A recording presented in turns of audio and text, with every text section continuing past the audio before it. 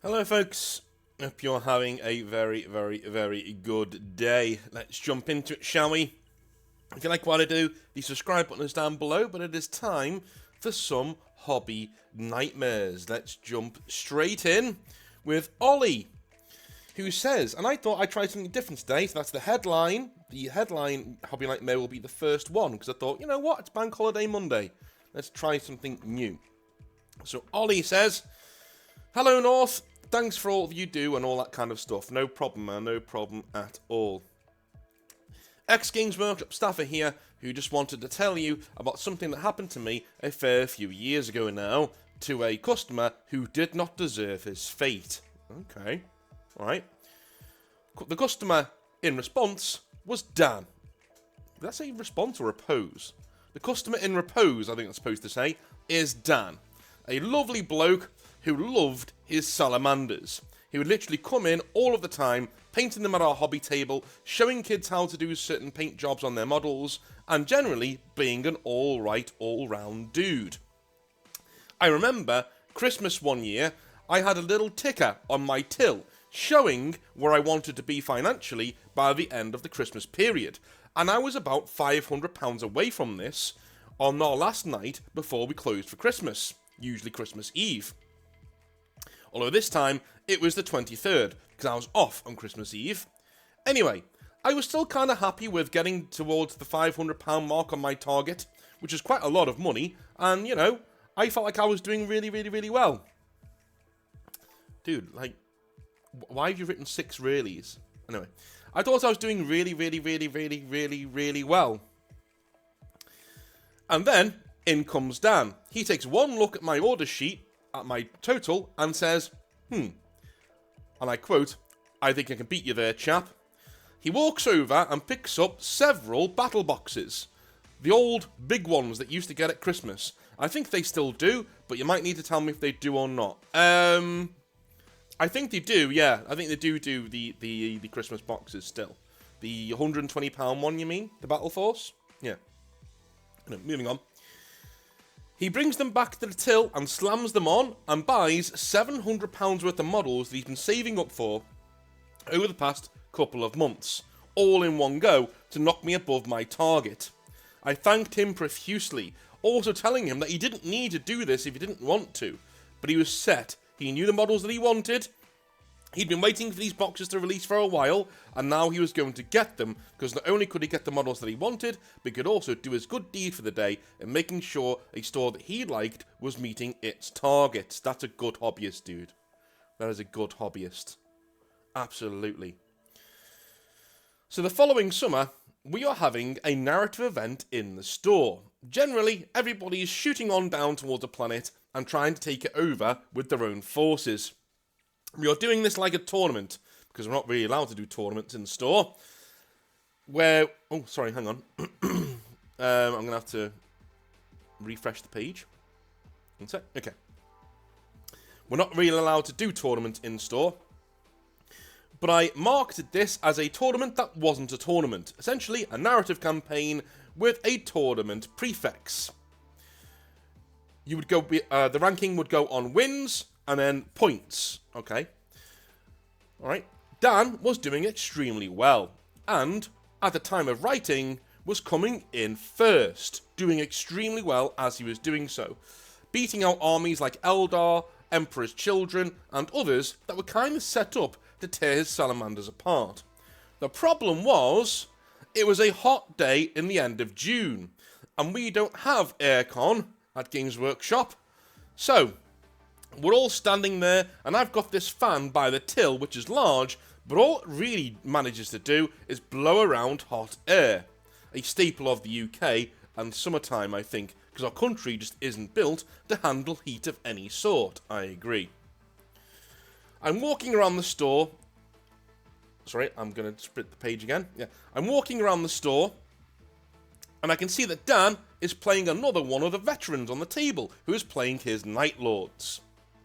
He's doing quite well and hands over the turn to his opponent before standing there, but I can see that old Dan is starting to sweat, and I mean really sweat. I mean, you can see it coming out of his fucking pores. Sweat. I'm turning around, doing things with all the customers, and I turn around to see it. Dan sways and sways. Now, quick aside, I had built a table just for this event. It was based on a mixture between Prospero and the Word Bearer's homeworld. That's cool, man. Imagine deserts and temples, things like that. It was a summer tournament, so I wanted it to look summery and beaten by the sun. We even had lamps pointed at it to simulate how the sun absolutely casts shadows everywhere on this board. That's cool, man. That's cool. Anyway, I see Dan doing his swaying back and forth, trying to remain on his feet, and I start walking over to him, trying not to panic anybody as I do so. But I am far too late. He rocks forward a bit too much onto the balls of his feet and falls face first. He doesn't even have time to get his hands up to protect himself. He smashes full frontal into the table. Models fly everywhere, and he cuts his shoulder on a jagged piece of temple terrain as he slams into it. He is completely unconscious. Oh my days. Oh my days. Thankfully, I never had anything like this when I was at Games Workshop. You know, I had a few little health attacks here and there with customers because, you know, we serve nerds, and some nerds are allergic to things, or they have, you know, certain conditions. But my God, not everything like this. I'd think he was dead if it was me. Needless to say, I call an ambulance, and the paramedics get there about an hour later. Again, another curse of the UK. Yeah, I agree, mate. When my grandpa had serious health issues last year, we phoned the ambulance, and it took him like 4 hours to get to him. And we are next to an ambulance depot, by the way. He lives right next to an ambulance depot. Took him like 4 hours to get to him. I know. Anyway, the ambulance service came in and made sure that he was all right, giving him smelling salt, and propping him up against the side of the till. Eventually, they managed to get fluids down him and found out that he had... Oh my God. He had acute dehydration from not drinking any water for a couple of days now because, you know, he's a nerd and lives on Dr. Pepper. Oh no. Jesus Christ. They got him up and into the back of the ambulance. I told him I'd make sure his models were waiting for him when he got back, and his opponent, top bloke that he is, managed to scrape together everything and started putting his and Dan's models back together before we'd even close the store. That's good, that you got a good community there. Anyway, thanks for reading out my hobby nightmare. Hope you have a wonderful couple of weeks as we head into our particular summer. Have a good one. Cheers, Ollie. Alright, thanks, man. I mean, yeah, it can't feel good, do you know what I mean? Like, to be a Games Workshop manager, to turn around and see one of your customers falling through a terrain piece. I mean, I like the fact that you didn't bring up that you were gutted that your stuff got wrecked. Do you know what I mean? And well done to that particular hobbyist who put aside the fact that his own models have been tarnished by this guy's fall. And he actually went out of his way to rebuild the models. I like that. That's cool. That's awesome. Anyway, Silver says, second hobby nightmare. Hello from down under, Northern Exile. Please call me Silver. That's the name I go by online. Okay.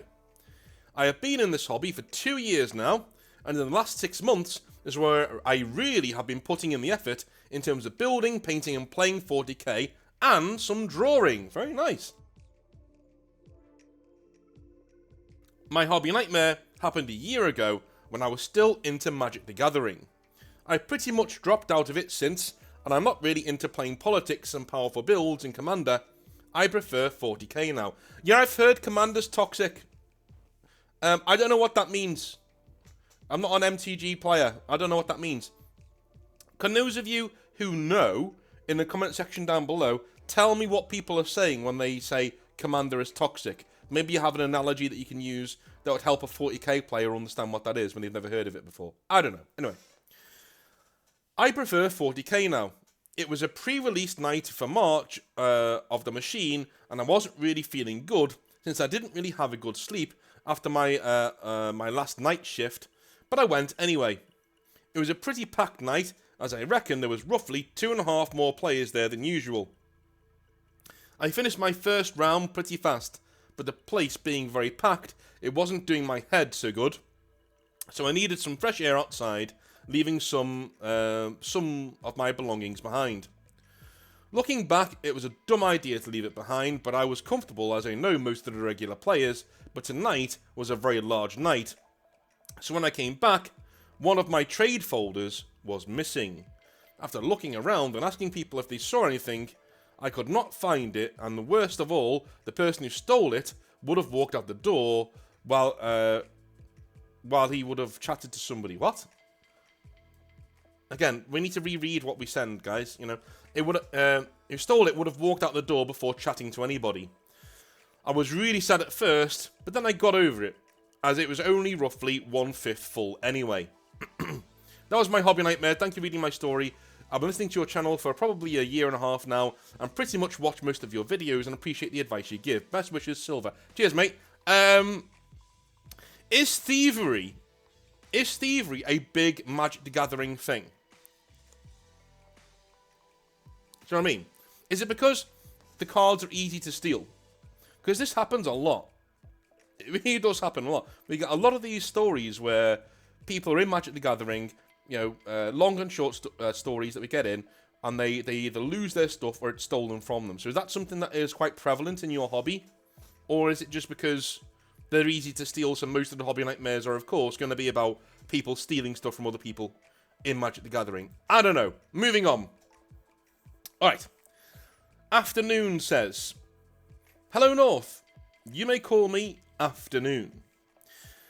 I recently heard your Gmail has been a little empty, so I thought it was a good time to share my own nightmare. Please excuse my English, as I come from Southeast Asia, or more specifically, Malaysia." Very nice, man. Very nice. Yes, the country with the missing aeroplane memes. Oh, dude, I could speak about... So, when I was at university, this is North talking. When I was at university, we had a fancy dress party for Christmas one year, and the Malaysia flight had just gone missing, and somebody in my circle of friends went as the flight, like dressed as a plane with like all of the stuff on it, right?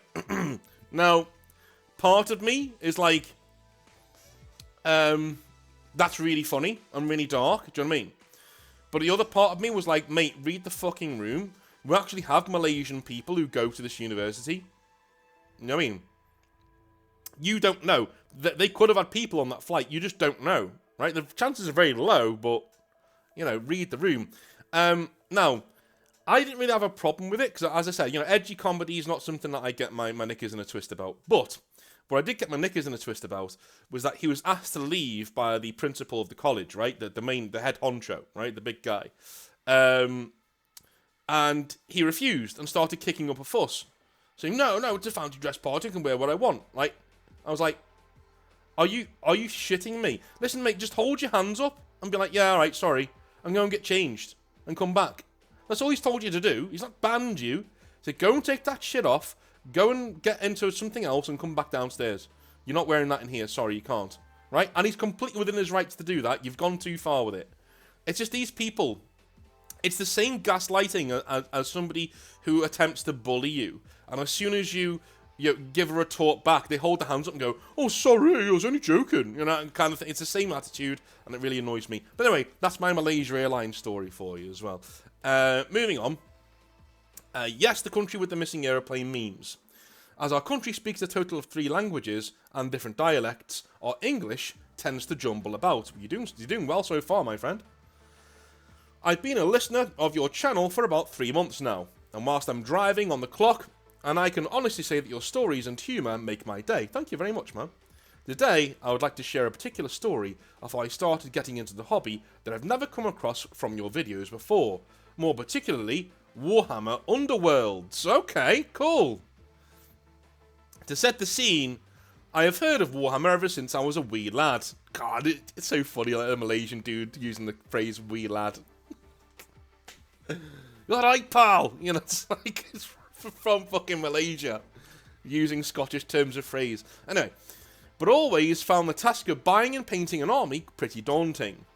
That was until last year, when my friend, let's call him Joe, invited me out for tea.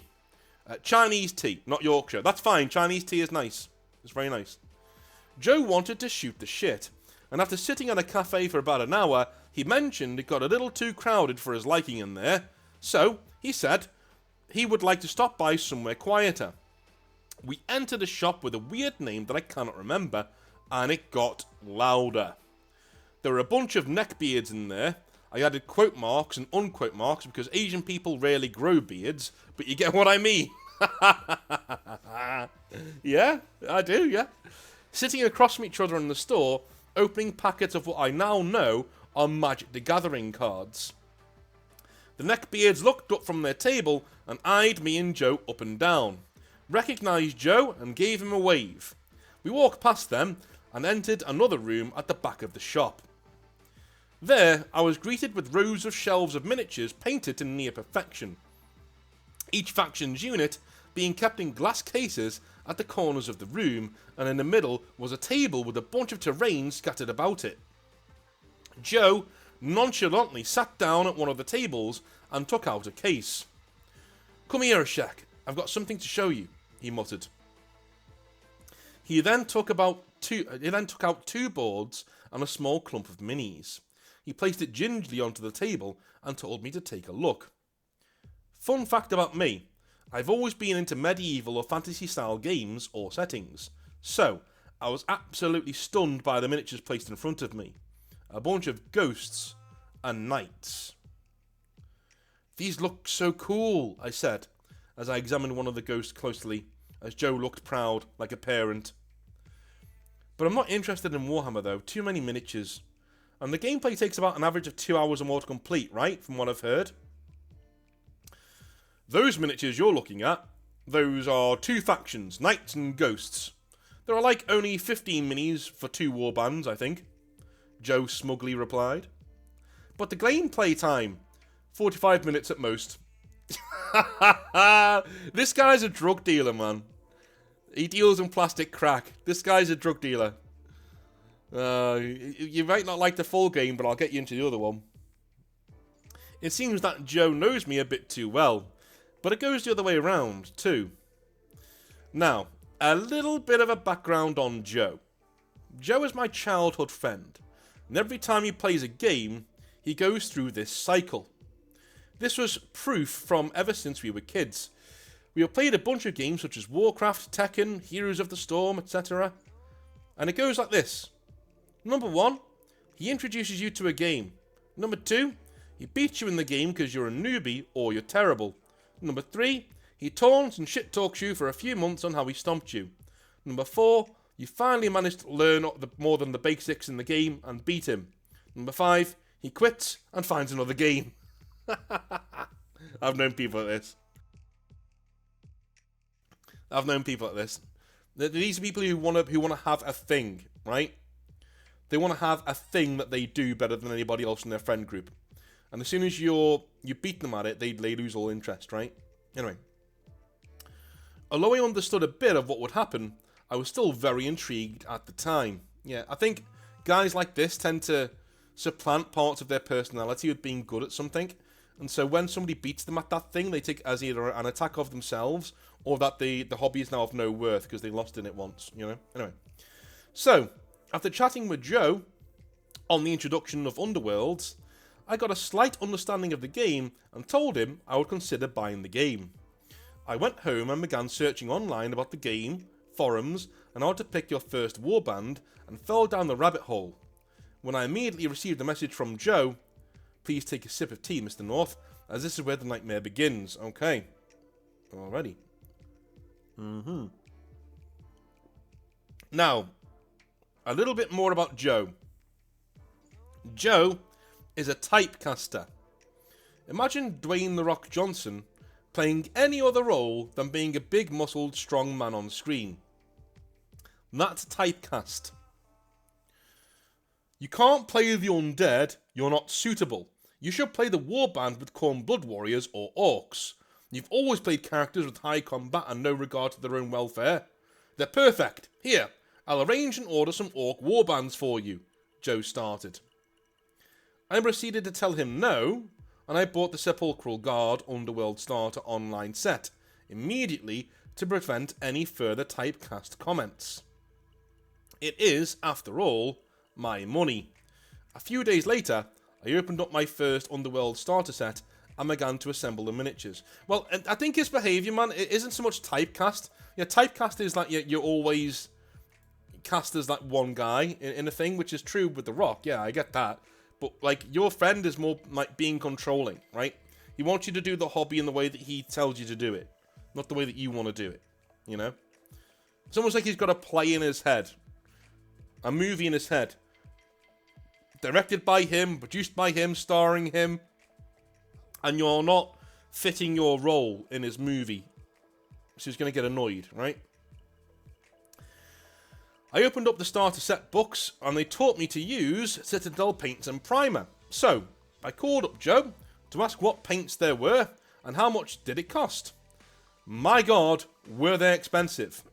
Joe also told me that only Citadel paints and primers would work on Games Workshop miniatures, which I stupidly believed. Well, why wouldn't you? Don't have a go at yourself. Why wouldn't you believe it? You know? I asked Joe if he had any paints he could share, as investing in multiple pots of paint for a single warband for a game that I've not played before would drill a very noticeable hole in my finances. And to my surprise, Joe agreed to lend me a few pots of paint and primer, whilst I purchased the rest of the pots of Citadel paints from my local hobby store. After purchasing the paints, I eagerly waited for Joe's primer and paints whilst reading up on the lore of the Sepulchral Guard. Days turned into weeks, and Joe constantly put off the meetups and gave excuses as to why he wasn't able to meet up, and my undead Skelly boys remain unpainted on a shelf at home. After about a solid month of waiting, I grew angry and said fuck it. I googled and YouTubed a couple of videos of using other brands of primers and paints, and found out there are other branded primers and paints which cost 1/3 of what Citadel paints and primers sell for a bigger quantity, and they even stick pretty well. I was beginning to question if Joe was working for the local hobby store that he brought me into and had a commission for any sales that he made, which is why he lied to me about not only the Citadel paints, but the ones that can be used on my models. Well, I wonder if he does. Well, maybe we'll find out. So, I went to another hobby store and purchased other sets of paints and primers for my minis. Don't get me wrong, but Joe's hobby store was a good 50 kilometers away, whilst this local store was about 15 minutes away. Then painted up my Sepulchral Guard and other Stormcast warband called the Far Striders that came with the starter set through the weekend, and while it was tiring to do the painting, I enjoyed it very much, as it made my mind extremely quiet and calm. Dude, if you can get a hobby that does that to you, makes your mind quiet and calm, that's what you should do, you know? Warhammer does it for me. I started archery yesterday, and my God, are my arms, shoulders, and back hurting a lot. But I started archery yesterday, and yeah, it cleared my mind, man. I was thinking very clearly when I came out of there. It was very, very nice. Anyway, after finishing up my warbands and reading up on the rules, I called Joe to tell him the news that I was ready for my first game of Warhammer Underworlds, expecting the challenge to be gleefully accepted. You painted the minis without me? Joe asked. Yeah. I mean, I had the time, and these are my minis, you know? I did wait. You should have been getting a green light by me before painting. What paints are you using? He sounded quite mad. Insert other brand's paints, I responded. He then hung up the phone. Dude, what is this guy's fucking problem? This guy's really controlling. It's weird. I stared at my screen for about a minute, puzzled as to what I had done. I just wanted to play a game, and the only person who I knew played this niche board game hung up on me in a huff. A few hours later, he posted a sad message with Joji music on his social media saying that some friends can be cutthroat, which my friends told me was directed at me. It was very confusing and very demotivating, which made me want to quit this newfound hobby as there was nobody to play with. Dude, this guy's a fucking weirdo. Don't be blaming the hobby. This isn't the hobby's fault. You know? Yeah, this guy's a fucking nut job. Around a week later, when I was about to start driving a long distance thing for work, the YouTube algorithm gave me one of your videos to listen to. I forgot which one, but I listened to it whilst driving. In it, you gave a very good insight into the hobby. Somewhere in the video, you said something along the lines of, and I quote, "Cultivate your own hobby, you manage your own hobby group, it's up to you." Don't quote me on that, well I just did, so there. Which made me slap my head. I had other nerdy friends too, what the hell was I doing? I could simply introduce the game to my other friends easily at the comfort of my own home and try playing the game together there. And that's exactly what I did. I introduced it to another friend who was eager to try it out, and we played 2 games in 3 hours to learn the basics of the game. We laughed as the Stormcast Eternals instantly obliterated my skeletons whenever I used a round to revive my skeletons, and the skeletons constantly earning objective points by just standing around. All in all, a great experience. My friend then invited a few more friends to try Underworlds, as it was quick, had a small unit count, and was not that hard to learn. You don't even need measuring tapes to walk. Not long after this first game, 3 of my friends each bought starter sets and expansion sets. The paints and primers and that I have were placed into a community box to encourage my friends to paint together at my house. Any new paints my friends wanted to add on are purchased by them and then added to the community box. In a few months, I went from playing my one friend to running multiplayer games, 6-man Underworlds, which I don't think is actually a thing. But the rules are tweaked and agreed among us all, and we could make it work. Dude, when you're making up your own versions of the rules, you know you're down bad. You know you are down bad for the game you're playing. After all of us are comfortable with our warbands, the friend that I introduced the game to proposes that we are all ready to meet Joe for a match of Underworlds. Our group collectively joked that Joe is a Dark Souls boss, and we are basically grinding for months before going to face him. When I called Joe to arrange the date for the event, he agreed to play us, and it seemed that the previous animosity since that day had died down. I don't know why you're doing this, man. I don't know, you're inviting the wolf for dinner. I don't mean that he's going to beat you in your game, it's not about that. I mean, the stress and nonsense that comes with this guy. Do you know what I mean? I don't know. The day arrived, and my group met up at a cafe and had everything prepped when my phone rang. Joe was calling. He informed me that he would not be coming to the Underworlds event as, and I quote, he had more important things to do than play with toy soldiers, unquote. My friends all collectively sighed. Joe was being Joe. Dude, and I hope you cut this guy out. The event still went on. We still played Underworlds and then went for karaoke together, and the event was still a success. But it was without Joe. We still play Underworlds to this day, and we are introducing new game modes to play the game in. As you once said, play the game how you want it to be played, and we collectively decided to play the game how we would like. We have not contacted Joe for any games since that day, and are still scratching our heads as to why a person who introduced me to the game would abandon the game before even playing it with me. What are your thoughts, North? I would love to hear your 2 cents. We're still friends, but there seems to be a rift between my friend group and Joe now. Yeah, no shit. And that's my experience with the hobby nightmare known as Joe. Sorry if it was a bit anticlimactic. No, it wasn't. If you ever drop by Malaysia, do let me know, as we're ranked pretty high in the best foods in the Southeast Asia area. Love all that you do, and keep doing what you're doing, North. Thanks, afternoon. I will. If I'm ever in Malaysia, I will definitely give you a shout. So, I don't know what to say, man. Like this guy, his behaviour's so erratic and weird that I don't know what to tell you. He just seems like some guys are just weird. This guy just seems like a controlling weirdo who just wants you to play the hobby in his way. Have you ever seen that meme of like the guy from The Simpsons? He's like a scientist, and he's doing like, he's playing with a toy in front of the kids, going, look, children, look, This is how the universe responds to gravity and things. And one of the kids goes, can I play with it as well? He goes, no, you won't appreciate it in the same way that I do, right? It's kind of like that. Kind of like that, you know. He wanted to lead you into the hobby. He wanted you to worship him in the hobby. He didn't want you to outgrow him. And it seems like he keeps doing that with other games and things that are going on between you and him, right? He wants to introduce you to things, but then at the same time, you know, he wants to be the leader. He wants to be the guy.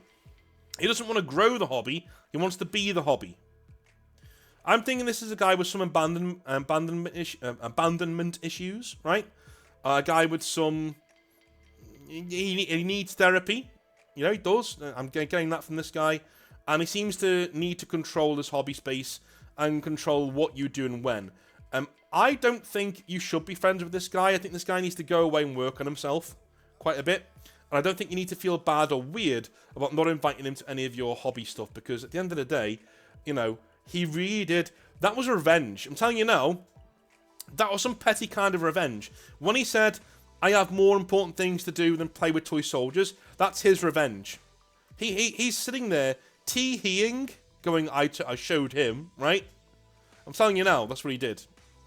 So, if you want that kind of energy in your life, that's up to you. I'm never going to tell you not to be friends with somebody. I'll never tell you that, right? Well, I will if they're really bad. But, things like this, you got to decide whether you want it in your life or not, man. And if this was me, I'd probably just walk away and be like, okay, well, if that's where we are, that's where we are. And I'll just go away and do my own thing, you know? And you did it right. You went and you got your own group in there. You got your own people in there. And you now got a really good hobby group. What I would not do is spoil that hobby group by inviting this guy along anymore. That's what I would do, all right? In terms of advice, you took my advice already. But that's what I think of him. I think he needs some help, and I don't think it's up to you to give it to him. So just let him go off and do his own thing. And next time he comes to you with a game or whatever he wants to do, right? Just back away and have a long think before you accept his invitation. All right? All right. I love you a long time. I will speak to you tomorrow for some more Hobby Nightmares because now I don't have an empty mailbox. I can actually start doing some really cool things with our Hobby Nightmares, like doing 4 to 5 videos a week. So keep them coming. I love you a long time, and I'll speak to you very, very, very soon. All right? Have a good one. Bye now.